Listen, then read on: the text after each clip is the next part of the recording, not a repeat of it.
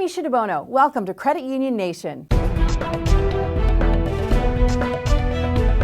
The argument for a national branding campaign, why some industry experts are pushing for it now more than ever to bring awareness to the differences between credit unions and banks.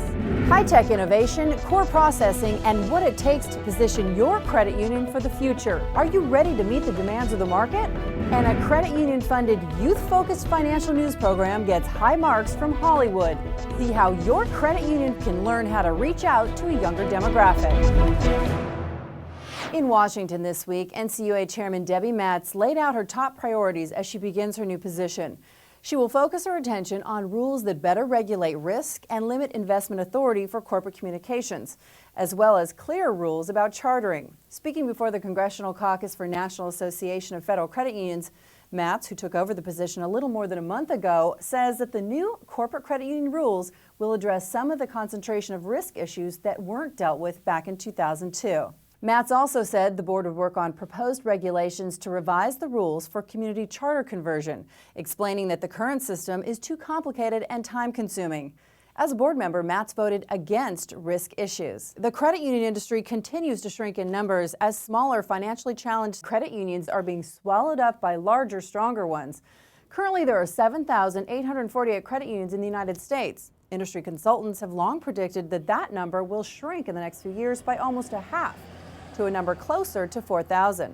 The NCUA approves of this trend, saying fewer credit unions means more sophisticated financial institutions to better serve more members and businesses. The author of a new paper from the CUN CFO Council wants to help credit union executives better understand the levels of capital they need to remain not only safe and sound, but also competitive. The paper was written by Dr. Harold Sollenberger, an accounting and information systems professor at Michigan State University.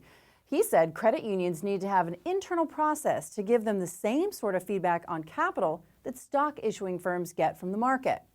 In the paper, Sollenberger writes, the credit union dilemma is that no similar equilibrium finding process exists in, say, a stock price, and the surrogates are not particularly effective, meaning the board.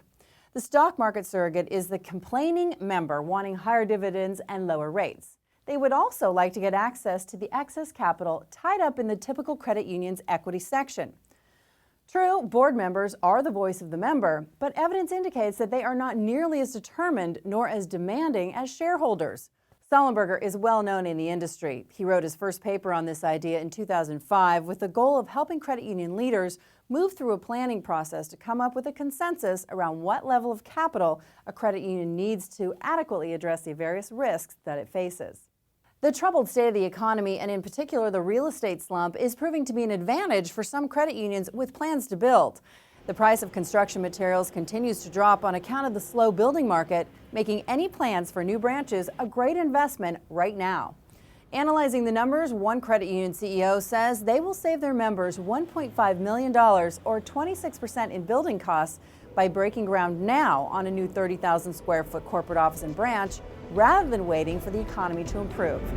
Will credit unions soon be regulated by a new financial projection agency? We'll tell ya. A credit union-funded TV show gets recognized by Hollywood. Find out how your credit union can be a part of the show.